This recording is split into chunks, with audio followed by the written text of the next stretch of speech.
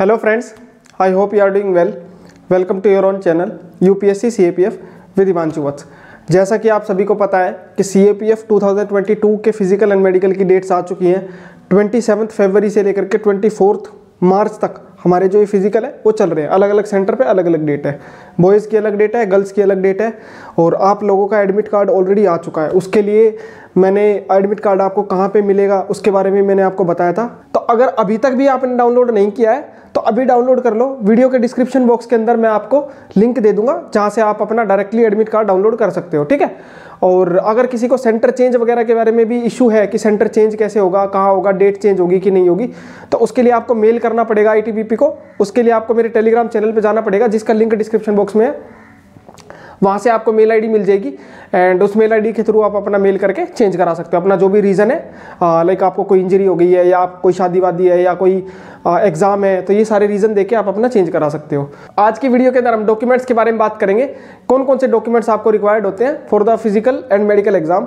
जब आप देने जाओगे तो वहाँ पर आपसे कौन कौन से डॉक्यूमेंट मांगे जाएंगे। अगर कोई डॉक्यूमेंट आपके पास नहीं है तो क्या होगा, तो इस सब चीज़ों के बारे में बात करूँगा। तो ये वीडियो काफ़ी इंपॉर्टेंट हो सकती है अगर आपका फिजिकल मेडिकल है, तो इस वीडियो को पूरा देखना। क्योंकि अगर आपने वीडियो को बीच में स्किप किया तो हो सकता है आपका कोई डॉक्यूमेंट मिस हो जाए और बाद में जब वहाँ जाओ आप तो आपको फिर परेशान होना पड़े। सो इसीलिए इस वीडियो को कंप्लीट देखना। ये वीडियोस जो बनाई जा रही हैं ये अपना यूज़फुल टाइम निकाल के आप लोगों के बेनिफिट के लिए बनाई जा रही है ताकि आप लोगों का फ़ायदा हो सके, ठीक है। मैंने देखा यूट्यूब पे कि कोई फिजिकल मेडिकल से रिलेटेड कोई डॉक्यूमेंट की वीडियो नहीं है, तो ठीक है मैं बना देता हूँ। तो इसीलिए और कुछ क्वेरीज मेरे को टेलीग्राम के थ्रू भी आ रही थी काफ़ी सारे बच्चों की, तो वही सोचते हुए मैं ये डॉक्यूमेंट की वीडियो जो है बना रहा हूँ। सो शुरू करते हैं अपनी वीडियो को। तो तब तक आप वीडियो को लाइक कर दो एंड शेयर भी कर दो मेरे एफर्ट्स को देखते हुए। एंड इसके साथ साथ उन लोगों तक भी ये वीडियो पहुंच सके जिनका कभी फिजिकल मेडिकल अभी इस बार है या जिनका इन फ्यूचर होने वाला है, तो उनके पास अगर कोई डॉक्यूमेंट नहीं है तो उसके अरेंजमेंट वो कर सकते हैं, ठीक है। तो एंड चैनल को सब्सक्राइब भी कर दो, बिकॉज आप लोग जब सब्सक्राइब करते हो तो मेरे को एक अच्छा मोटिवेशन जो है वो मिलता है और उसी मोटिवेशन के थ्रू मैं भी इंस्पायर होता हूँ कि नेक्स्ट वीडियो क्रिएट करनी है, इस टॉपिक के ऊपर क्रिएट करनी है सोचता हूँ। अदरवाइज तो फिर जैसा चल रहा है चलते रहने दो, ठीक है। तो बढ़ते हैं अपनी वीडियो के अंदर आगे।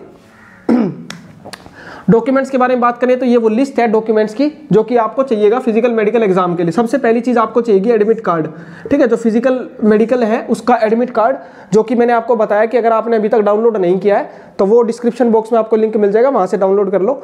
और उसमें आपकी डेट एंड आपका वेन्यू सब मेंशन होगा और डॉक्यूमेंट्स क्या क्या ले जाने वो भी उसमें लिखा होगा, बट डिटेल में नहीं है तो मैं बता रहा हूँ। तो पहली चीज है एडमिट कार्ड, ये मस्ट है, इसके बिना एंट्री नहीं मिलेगी। सेकंड थिंग जो सबसे ज़्यादा इंपॉर्टेंट है वो है DAF। आपने जो अपना फॉर्म भरते वक्त, मेडिकल का फॉर्म भरते वक्त या रिटर्न क्लियर होने के बाद जब डिटेल्ड एप्लीकेशन फॉर्म भरा था, वो आपको बहुत ज़्यादा जरूरी है। बिकॉज अगर आपके पास DAF नहीं होगा ना तो वो वहाँ से आपको वापस भेज देंगे। इधर ये कहेंगे कि DAF लेके आओ, और अगर आपके पास DAF नहीं होगा तो वो ये बोल देंगे कि अभी आपकी डेट हम चेंज कर रहे हैं, आपको डांट देंगे वो, और आपकी डेट को हो सकता है अगले दिन या 2 दिन बाद शिफ्ट कर दें।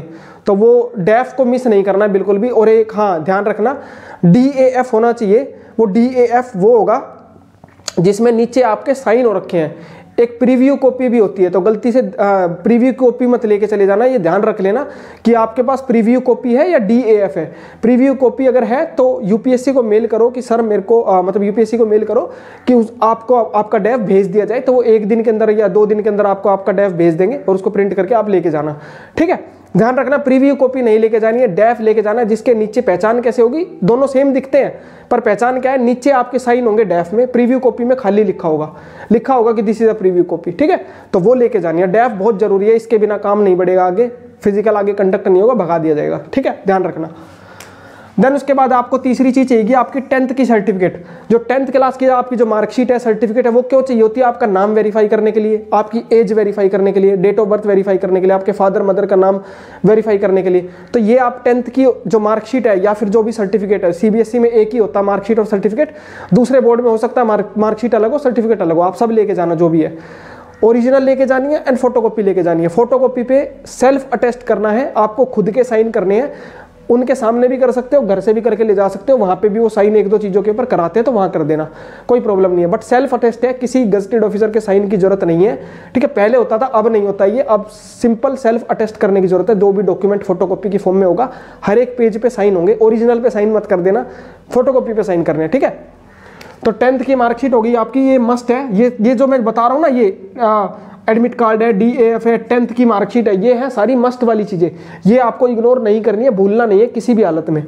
देन उसके बाद आपको चाहिएगी 4 लेटेस्ट पासपोर्ट साइज फोटोग्राफ, अपनी 4 लेटेस्ट पासपोर्ट साइज फोटोग्राफ लेकर के जानी है।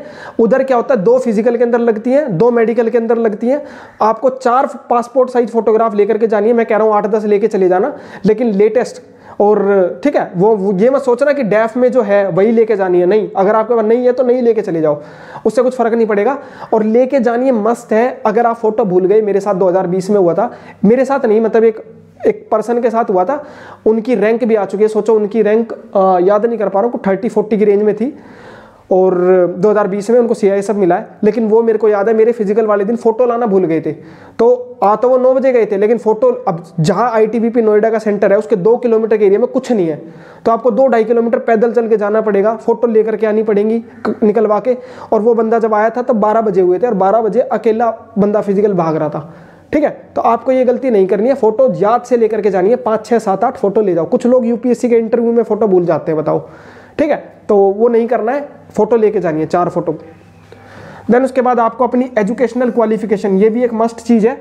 एजुकेशनल क्वालिफिकेशन किसकी बात हो रही है, 10th 12th की बात नहीं हो रही है यहाँ पे ग्रेजुएशन की बात हो रही है, पोस्ट ग्रेजुएशन की बात भी नहीं हो रही है, सिर्फ ग्रेजुएशन की बात हो रही है। आपकी जो ग्रेजुएशन है उस ग्रेजुएशन की या तो आपके पास प्रोविजनल सर्टिफिकेट, अगर डिग्री नहीं है तो, अगर आपके पास डिग्री है तब तो डिग्री लेके जानी है, वो भी लेके जानी है, उसकी फोटोकॉपी भी लेके जानी है, ठीक है। अगर डिग्री नहीं है तो प्रोविजनल सर्टिफिकेट आपके कॉलेज से ले लो, और उस प्रोविजनल सर्टिफिकेट को लेकर के जाओ, और उसकी फोटोकॉपी भी लेके जानी है। तीसरी चीज, अगर ये भी नहीं है तो फाइनल जो मार्कशीट होती है आपकी, अगर वो है आपके पास, वो ले जाओ, उधर सबमिट कर दो। वो फिजिकल मेडिकल में अगर आपके पास इन तीनों में से कोई सा एक है, सब चल जाएगा। इंटरव्यू के दौरान दिक्कत आती है, यहाँ दिक्कत नहीं आएगी, यहाँ ये सब एक्सेप्ट कर लेते हैं, कोई चैलेंज वाली बात नहीं, कोई टेंशन वाली बात नहीं है, जो भी है लेके जाना, ठीक है। तो बता दिया मैंने आपको एजुकेशनल क्वालिफिकेशन का। देन उसके बाद आते हैं 12th के डॉक्यूमेंट्स, तो ये उतने ज़्यादा इंपॉर्टेंट नहीं है। 12th वाले जो डॉक्यूमेंट्स है, लाइक 12th की मार्कशीट, 12th का सर्टिफिकेट, ये आप अपने पास रख लेना, क्योंकि एक बार मेरे से मांगा गया था, पर मैंने बोला कि सर ये तो मेंशन ही नहीं है कहीं पे भी, मैं लेके तो गया था, बट बोले चलो कोई बात नहीं। तो आपको लेके जानी है 12th वाले डॉक्यूमेंट्स भी, जरूरी नहीं है बट स्टिल लेके जाना, हो सकता है मांग ले, और आप जो है उसको दिखा दो अगर मांगा जाता है तो, ठीक है। तो 12th की क्या क्या, 12th का आपका मार्कशीट और सर्टिफिकेट जो भी है, CBSE में शायद एक ही होता है, तो वो देख लेना आप। देन उसके बाद अगर आप जनरल से बिलोंग करते हो तो आपका कोई कास्ट सर्टिफिकेट नहीं है, बट अगर आप OBC से, EWS से, SC ST से बिलोंग करते हो तो आपका कास्ट सर्टिफिकेट होगा, जो कि आपको ले जाना पड़ेगा। अब काफ़ी सारे लोग यहाँ पे डाउट पूछते हैं कि सर मेरा तो इस ईयर का है, मेरा तो इस डेट का है। देखो आपके पास जो भी सर्टिफिकेट है ना अभी, वो लेके चले जाना, कोई प्रॉब्लम नहीं आएगी। फिजिकल मेडिकल में जो भी है ना आपके पास, पुराना नया सब ले लेते हैं वो। इंटरव्यू के दौरान इशू आता है, वो आपको प्रोविजनल की कैटेगरी में डाल देंगे कि आपका सर्टिफिकेट सही नहीं है, बट फिजिकल मेडिकल में कोई भी इशू नहीं है, जो भी है आपके पास सब ले जाओ। लाइक EWS का आपके पास जो वैलिड चाहिए, जिस डेट का चाहिए वो नहीं है, उससे पहले का है और उसके बाद का है, आप ले जाओ, दोनों ले जाओ, दोनों सबमिट कर देना, वो एक्सेप्ट कर लेंगे। OBC में आपके पास OBC है, आप सोच रहे हो कि NCL नहीं है, तो जैसा भी आपके पास जितना भी सर्टिफिकेट है वो ले जाओ, फिजिकल मेडिकल में कोई प्रॉब्लम नहीं आती, ठीक है। बट होना चाहिए, ठीक है, ये नहीं होना चाहिए कि सर मेरे पास है ही नहीं, तो वो दिक्कत आ जाएगी। कास्ट सर्टिफिकेट, एंड उस कास्ट सर्टिफिकेट के साथ अगर आपने एज रिलैक्सेशन लिया है तो वो एज रिलैक्सेशन का भी कुछ होता होगा, मैं जानता नहीं हूँ इसके बारे में, बट एज रिलैक्सेशन का अगर कोई सर्टिफिकेट होता अलग से, वैसे तो मेरे ख्याल से कास्ट सर्टिफिकेट ही है, एज रिलैक्सेशन का सर्टिफिकेट भी, बट अगर अलग से कुछ होता है तो वो भी आपको लेकर के जाना, अगर आपने एज रिलैक्सेशन का यूज किया है तो, ठीक है। कास्ट सर्टिफिकेट, एज रिलैक्सेशन जो भी है आपके पास। मैं फिर कह रहा हूँ, SC ST में अगर कोई कह रहा है कि मेरे पास सर इतना पुराना है, तो जितना भी पुराना आप ले जाओ। सबसे बड़ी प्रॉब्लम EWS और OBC में आती है, NCL उनके पास पुराना होता है, NCL उनके पास नया नहीं होता है, या बैक डेट का होता है, जो भी है मैं बोल रहा हूँ ले जाओ, कोई प्रॉब्लम नहीं है, उधर कुछ भी नहीं होगा। दोनों सर्टिफिकेट जो भी आपके पास पुराना और आपके पास जो नया, दोनों एक्सेप्ट कर लिए जाएंगे। इंटरव्यू के दौरान आएगी बात, उसके बारे में अलग से वीडियो बना दी जाएगी, ठीक है। तो अभी आपको सब लेके जाना है जो बता रहा हूँ। देन उसके बाद सेंट्रल गवर्नमेंट सर्विस एम्प्लॉय, अगर कोई आप सेंट्रल गवर्नमेंट के एम्प्लॉय हो तो एक तो आपको NOC चाहिए होती है, ठीक है, नो ऑब्जेक्शन सर्टिफिकेट, वो आपने अपने डिपार्टमेंट से इशू करवाया होगा और वो लेकर के जाना होता है, फिजिकल के दौरान सबमिट करना होता है। बट मान लो बाई चांस आपके पास नहीं है, देखो मैं ये गारंटी से नहीं बोल सकता, बट मेरे जहाँ तक याद आ रहा है किसी एक सर के पास नहीं था, तो बोल दिया था कि कोई बात नहीं आप बाद में सबमिट कर देना। तो अगर आपके पास सर्टिफिकेट है तो जरूर लेके जाना, नहीं है तो भी ट्राई करना कि बन जाए और लेकर के जाना। इन केस अगर नहीं हो पाता तब की तब बात की बात है, वो मान जाते हैं वो, ठीक है, एनओसी के लिए भी। और दूसरा, अगर कोई central government civilian employ age relaxation लेकर के इस अटेम्प्ट को दे रहा है, उसका सर्टिफिकेट, प्रॉपर डॉक्यूमेंट उनके पास होने चाहिए, तो वो भी आपको लेकर के जाने, अगर किसी के का ऐसा केस है तो। अगर नहीं है तब तो कोई दिक्कत ही नहीं है, ठीक है। देन उसके बाद एक्स सर्विसमैन, कुछ लोग होते हैं जो एक्स सर्विसमैन होते हैं, वो अपना एग्जाम दे रहे होते हैं, तो एक्स सर्विसमैन को भी अपना एक्स सर्विसमैन का सर्टिफिकेट ले करके जाना पड़ेगा। अगर आपके पास वो सर्टिफिकेट नहीं है तो जहां तक मुझे याद है कोई प्रॉब्लम तो नहीं आएगी, लेकिन वो मार्क करके भेज देंगे इंटरव्यू बोर्ड के पास, मतलब इंटरव्यू में यूपीएससी के पास, किसके पास ये सर्टिफिकेट नहीं था। और शायद इंटरव्यू से पहले आपका इंटरव्यू की जब लिस्ट आएगी उसमें आपका नाम ही ना हो। ऐसा मेरे एक साथ फ्रेंड के साथ हुआ था, जो एक्स सर्विसमैन थे नहीं, बट गलती से उन पर टिक लग गया था, सर्टिफिकेट उनके पास था नहीं, फिजिकल दे दिया उन्होंने, पार कर दिया। आईटीबीपी ने भेज तो दिया यूपीएससी के पास कि भाई ये बंदे ने फिजिकल पार कर दिया, बट इसके पास सर्टिफिकेट नहीं था, तो यूपीएससी ने उसका इंटरव्यू की लिस्ट में से नाम हटा दिया। तो एक्स सर्विसमैन अगर कोई पर्सन है तो वो ये गलती ना करे, अपना सर्टिफिकेट प्रॉपर तरीके से लेकर के जाए, जो भी आपके पास सर्टिफिकेट है, जो चाहिए होता है, आपको पता होगा मेरे से ज़्यादा बेटर कि कौन सा सर्टिफिकेट चाहिए होता है, तो वो आप लेकर के जाओ। और इसमें बिल्कुल भी वो मत करना कि सर्टिफिकेट नहीं है, उधर चलेगा नहीं, ये एक्स सर्विसमैन वाला सर्टिफिकेट आपको लेकर के जाना है, ठीक है, अगर आपका है तो। देन उसके बाद अगर आप ये एडमिट कार्ड के अंदर लिखा है कि अगर आप जम्मू कश्मीर के रेजिडेंट हो तो वहां का कोई प्रूफ आपके पास हो, वो भी आपको लेकर के जाना है, ठीक है। अब इसके बारे में ज्यादा डिटेल मेरे पास नहीं है, बट मैंने एडमिट कार्ड आज पढ़ा तो उसमें लिखा था कि रेजिडेंट ऑफ जम्मू कश्मीर का कोई सर्टिफिकेट होता है तो वो आपको लेकर के जाना है, ठीक है। तो वो आपके केस में देख लेना आपके पास है कि नहीं है। देन उसके बाद अगली चीज जो होती है वो हमारी होती है आई का प्रेस्क्रिप्शन। ये क्या है, इसमें लोगों को, बहुत सारों को डाउट रहता है कि आई का प्रेस्क्रिप्शन क्या है। देखो, जब आपका मेडिकल होगा ना, अगले दिन फिजिकल के बाद जब अगले दिन आपका मेडिकल होगा, उसमें डॉक्टर्स आपका जब आई चेकअप करेंगे, वो आपसे पूछेंगे कि आप स्पेक्स लगाते हो, आपने कहा नहीं, और उनको उधर पता चलता है कि आपकी आई का तो नंबर 0.75 है, 1 है, ये 1.25 है, आपको डांटेंगे और आपको हो सकता है भेज दें कि अभी जाकर के प्रेस्क्रिप्शन बनवा के लाओ डॉक्टर से, ठीक है। ऐसा हुआ है एक बंदे के साथ 2020 में फिजिकल के दौरान, उसके पास प्रेस्क्रिप्शन नहीं था, तो वो तो डॉक्टर अच्छे थे, उन्होंने एक जवान को भेजा कि आप जाओ सर इनके साथ और इनका बनवा के लाओ। हो सकता है कि बोर्ड अच्छा ना हो और वो आपको मना कर देगा भाई खुद लेकर के आओ। मैं बोल रहा हूँ आईटीबीपी नोएडा के और सीआईएसएफ नोएडा के 2 किलोमीटर के एरिया में रेत ही रेत है, मतलब खेत ही खेत है, कुछ नहीं है उधर, ठीक है, मतलब 2-4 रेडी मिल जाएंगी आपको, उसके अलावा उधर कुछ नहीं है। तो बहुत दूर 2.5-3 किलोमीटर जाना पड़ जाएगा, रिक्शा भी नहीं मिलेगी, रोड पे खड़े रह जाओगे, कोई लिफ्ट देगा नहीं। तो इसीलिए पहले बता रहा हूँ, लेकर के जाना अपना आई का प्रिस्क्रिप्शन, अदरवाइज बहुत धक्के खाने पड़ते हैं उधर, बहुत चक्कर कटवा देते हैं वो, परेशान हो जाओगे बिल्कुल। आई का प्रिस्क्रिप्शन लेकर के जाना। अगर कोई सोच रहा है मैं तो चश्मा नहीं पहनता हूँ, तो भी मैं सजेस्ट करूंगा कि डॉक्टर के पास जाना, अपनी नंबर का चेक करवाना, आई का नंबर अगर 0.5 से ऊपर है, 0.5 या उससे ऊपर है, तो प्रेस्क्रिप्शन लेके जाना। स्पेक्स की जरूरत नहीं है, अगर स्पेक्स नहीं भी बनवा रहे हो कोई बात नहीं, आप बिना स्पेक्स के चले जाओ, लेकिन प्रेस्क्रिप्शन जरूर लेके जाना कि मेरा 0.5 है, 0.25 है। मैं तो हर किसी को बोलता हूँ, हर कोई जो है अपना चेकअप करा ले आई का, और अपना जो भी प्रेस्क्रिप्शन नंबर आ रहा है वो लेकर के जाए। अब बात आती है किससे करवाना है। कोई कंडीशन नहीं है कि गवर्नमेंट डॉक्टर से कराना है, कोई जरूरत नहीं है, गवर्नमेंट से करा सकते हो अगर जान आसपास में है तो, नहीं तो प्राइवेट में भी करा सकते हो। और अगर हॉस्पिटल नहीं भी मिलता है चलो कोई, तो आप कोई जो ऑप्टिकल शॉप्स होती हैं जो चश्मा वगैरह बनाती है ना, ऑप्टिकल जो शॉप्स होती हैं, उन पे जो पर्ची बना के देते हैं, उस पर लिख देते हैं कि ये आपका नंबर है, वो भी चलता है, आप वो भी ले जाओ, कोई दिक्कत नहीं। 100 रुपये में आई टेस्ट होता है ना, उस आई टेस्ट में जो प्रेस्क्रिप्शन नंबर बताया जाता है वो भी ले जाओगे तो चल जाएगा, कोई प्रॉब्लम नहीं है। बट कोशिश करना कि डॉक्टर का हो तो ज़्यादा बेटर रहेगा। अब सरकारी हो चाहे प्राइवेट हो, उससे फर्क नहीं पड़ता, ठीक है। तो आई होप मैंने समझा दिया हो, आई का प्रेस्क्रिप्शन जरूरी है। अगर कोई चश्मा पहनता है और वो नहीं लेके गया, उसकी तो भाई मतलब उसको तो चक्कर ही काटने पड़ जाएंगे, उधर ले करके बनवा के लाना पड़ जाएगा, ठीक है।